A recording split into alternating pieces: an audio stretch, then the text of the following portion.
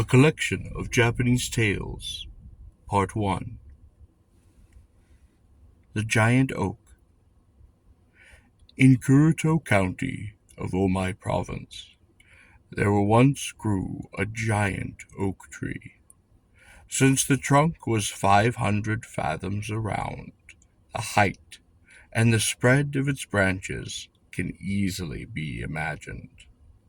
In the morning its shade reached Tambai Province, and lay over Issa in the afternoon.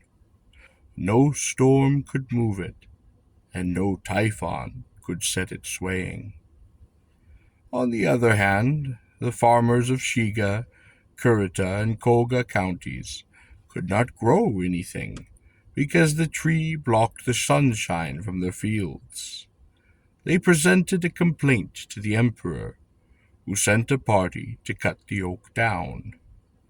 The farmers got a good harvest once it was gone, and their descendants are working those fields still. Melon Magic. Late one summer, a train of pack horses was on its way up from Yamato Province toward the capital, loaded with melons. North of Oji, the drivers stopped to rest under a persimmon tree.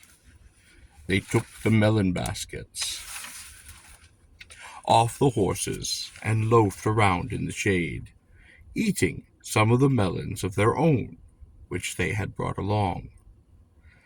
An old man shuffled up to them, leaning heavily upon a cane, and stood there while they ate. He weakly fanned himself and stared greedily at their melons. Finally he said he was thirsty, and he asked for one. The driver said he would be welcome to a melon, but unfortunately the ones in their load weren't theirs to give away. They were just delivering them to the city. "You boys are mean," the old man complained. "You should be kinder to old people." "Well, all right, I'll grow my own." While the drivers laughed, the old man picked up a stick and began to work a tiny patch of earth into a miniature field. Next, he planted some melon seeds that the drivers had spit out. The drivers looked on with growing amazement as the seeds sprouted before their eyes, and melon vines began snaking everywhere. Soon the flowers had bloomed, and the fruit swelled into big, ripe melons. By now a dread had come over the drivers, for the old man surely must be a god. The old man helped himself to a melon. "See," he said, "the melons you wouldn't share have grown me my own." He passed out the melons to all the drivers, and even to people passing by. And when all the melons had been eaten, he stood up. "Well, I'll be going now," he said, and he wandered out of sight. It was time to load the baskets back upon the horses and get going. But the baskets were empty. The melons were all gone. The drivers decided that the old man had somehow confused their vision and gotten all of the melons out of the baskets without them seeing it. They were furious, but all they could do was turn around, much to the onlookers' amusement, and set off lamely back to Yamato. The Sparrow's Gifts. One warm spring day, an old woman was sitting at home, picking lice, while Sparrow hopped about in her garden. Then a little mischievous boy threw a stone at the sparrow and broke its leg. As the sparrow fluttered helplessly along the ground, a crow came circling overhead. "The poor thing," thought the old woman, "the crow will get it." So she picked the sparrow up, breathing on it, fed it, and put it in a little tub to keep it safe for the night. In the morning she fed the sparrow rice mixed with powdered copper to make it better. Her children and grandchildren made fun of her. "Silly old thing," they said. Now you're babying sparrows." She tended the sparrow for a month or two, till it could hop again, and the sparrow was as happy as could be. If she went out, she made someone watch it and feed it for her, and the family kept teasing her unkindly. "What's all this fuss over a sparrow?" they grumbled. "It's such a dear little thing, you see," she answered. At last the sparrow seemed mended. "Well, the crows will never get you now," she said, and taking it outside and lifting it upon her open palm, "Let's see how you fly." The sparrow wobbled into the air, and then off it flew. Having spent so long fussing over the sparrow and feeding it every day and putting it to bed, she missed it very much. Sometimes she talked about it, and even wondered aloud whether it might come back. Mocking laughter was all she ever got in return. 3 weeks or so later, she heard a sparrow cheeping loudly nearby. Sure enough, it was her own sparrow come back again. "How lovely!" she cried. "You haven't forgotten me." The sparrow cocked an eye at her, and dropped something tiny from its beak, and then flew off. It was a single gourd seed. She kept it because the sparrow had brought it to her. Her children jeered at her for being so happy about a present from a silly sparrow. But she had to plant the seed to see how it would grow. By fall the vine was quite large, and laden with far more fruit than any ordinary gourd vine. The old woman was very pleased. Though she gave gourds away to all the neighbors, there was always plenty more. The family who had mocked her now ate gourd for every meal. Finally she shared out the gourds about the whole village, and then she hung 7 or 8 of the very biggest up inside to dry. Months later, when the gourds were ready, she began taking them down. But oh my, how heavy they were! She cut the top off one to make a storage container, and upon finding the gourd was full, she poured out a little of what was inside it, and it was white rice. After she had emptied that, it seemed like a whole gourdful into a bucket. The gourd was still as full as before. It was the sparrow she had to thank for this miracle, and she was in rapture.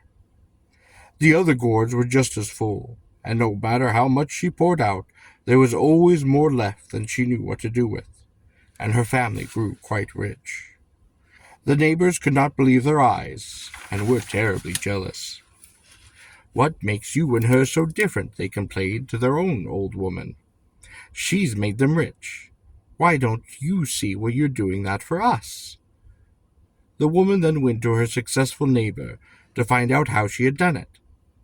"Oh, I gather it had something to do with a sparrow," she said, "but I don't quite understand. Please tell me the whole story." The first old woman admitted cautiously that it had all started with a seed a sparrow had brought her, but when pressed for details, she thought it would be petty of her not to tell all. So she explained how she had cared for the sparrow with the broken leg, and how she had planted the garden sparrow's seed. The neighbor begged her for just one seed from the bountiful vine, but the first old woman said no, she really could not give out the seeds, but she offered rice from the gourds instead. The disappointed neighbor decided she would find her own injured sparrow, and kept a sharp eye out for one, but in vain. Then she noticed a sparrow hopping about at her back door each morning, feeding upon the rice grains scattered there. So she tried throwing stones at them. There were so many sparrows, and she threw so many stones, that she finally managed to stun one. In glee, she broke its leg properly, and then softly fed it food and medicine. As far as she could see, if one would make her rich, then maybe more would make her richer, and she would get still more praise from her children than the neighbor woman had gotten from hers. So she scattered more rice and threw more stones at the sparrows, till she had hit 3. That seemed like a good enough number. She then put them in a tub, and looked after them for a few months, till they were all better. Then she merrily took them outside, and watched them flutter away. She was ever so pleased with herself, And the sparrows, on the other hand, were very unhappy to have had their legs broken and to have been shut up for months. In 10 days the 3 sparrows came back, and the woman peered eagerly at their beaks. Each dropped a gourd seed and then flew off. There, she chortled, and planted the seeds, and the vines grew faster than normal and became very large. But they did not bear very many gourds, 7 or 8 per vine, no more. The woman looked on with a big grin. "Oh, you told me I was useless," she said to her children, "but I am doing better than that woman next door." And how their children hoped she was right. Since there were so few gourds, they gave none away, and they did not even eat any themselves. They remembered, though, that the neighbor woman had shared her gourds with the whole village, and given them some as well, so perhaps they should offer some to other people. Since they had 3 vines, the old woman agreed to give their nearest neighbors some gourds, and even sat down to a meal of gourd with her own family. Everyone took a liberal portion, but the gourds turned out to be horribly bitter, and whoever ate them vomited up. The neighbors that had been so generous to besieged the home, shouting, "What kind of stuff was that you gave us?" And everyone who's even touched it is nearly dead from nausea and vomiting.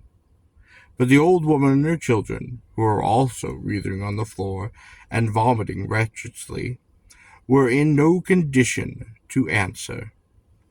Fortunately, the victims did recover in a few days. What a disaster! The old woman decided she had been overeager and ought to have waited longer for the gourds to turn to rice, so she hung up the rest to dry. And months later, when she judged that they were done, she got together enough containers to hold her harvest. Her toothless old mouth gaped wide in a shameless grin as she took down the gourds, which she then cut and poured, and out came houseflies, wasps, centipedes, lizards, and snakes, that battened onto her eyes and her ears, every part of her body, and stung her without pity. But she was so sure she was pouring out rice, she never felt a thing. She just kept muttering, "Just you wait, you little sparrows, I'll get some from each of you." Swarms of venomous snakes from the gourds bit the children, and stung the old woman herself to death. Those 3 sparrows had enlisted the help of every nasty, creepy-crawly in the world, and put them in the gourds. Envy is something to avoid. The Maiden from the Sky. One day long ago, an old woman who made bamboo baskets went to the bamboo grove to cut some more bamboo, and saw that one of the bamboo stems was shining. Inside the stem he found a baby girl, only 3 inches long. Never having come across anything like her before, he hurried home to his wife with the little girl in one hand, and his bundle of bamboo upon the other. He and his wife were very happy. They put the tiny baby in a basket, and cared for her quite tenderly. In 3 months she was normal size for the child, and the bigger she grew, the lovelier and prettier she became. Meanwhile, the old man kept going for more bamboo, and each time he found gold in the stems that he cut. Soon he was quite rich. He built a palatial home, propelled by folks of servants and retainers. His storehouse overflowed with treasures of all kinds, and he and his wife, who now had their heart's desire in everything, continued to lavish love upon their tiny daughter. She was so dazzling that it was hard to believe that she belonged to this world. Rumors about her beauty began to get around, and some many lords were courting her, but she would have nothing to do with them. When they showed her with love letters anyway, she tried to put them off by setting them on hopeless tasks. "I will be yours," she wrote to one, "if you will bring me thunder from the very sky." She told others she wanted the flowers that grow upon paradise, or the drum that sounds without being beaten. But her beauty had an intoxication upon the suitors, and that day they did their very best to obey. Off they went to ask people wise in old lore where they should look for such things. Some ended up roaming the beaches like vagabonds, while others wandered homeless through the mountains. Some even disappeared, never to return. Finally, even the emperor heard that she was the most beautiful woman in the world, and decided to go and see her for himself. If it's true, he thought, I will make her my empress. So he set out with all of his ministers and officials, and was surprised to find that, well, when he reached the home, that it was fit for a king. The girl came to him when he called her. No, there was no one like her upon all the world. Why? She must have refused everyone, just so as to keep herself for him. Fine, he said happily. We'll go back to my place, and you will be my empress. That would please me very much, your majesty, she replied. But you see, I am not human. Oh, what are you then? A demon? A god? Neither, your majesty. But they'll soon be coming from the sky to take me away, and you should go home now. The emperor hardly knew how to take this. What's she talking about? He wondered. Nobody's coming down from the sky to get her. She's just saying that to get rid of me. But a throng soon did descend from the heavens, and they carried the maiden away. They looked quite unlike the people of our own world. Well, it had been true. She had not been of this earth. The heartbroken emperor never forget her, and not even he could follow her to her home. What kind of being had she been then, though? And why had she become the old couple's daughter? It is all quite a mystery. The Flea. A wife and her lover were soon in bed when the husband came home. Since the lover had no time to run or to hide, the woman rolled him up in a straw mat, marching out with the mat under her arm, and announced that she was going to knock the fleas out of it. As she jumped over the hearth, the naked lover slid out and fell thump into the ashes. The husband's eyes grew big and wide. "Oh, that is the biggest flea I have ever seen," he exclaimed, and he seemed to register nothing else. Soon that big flea fled away on all fours.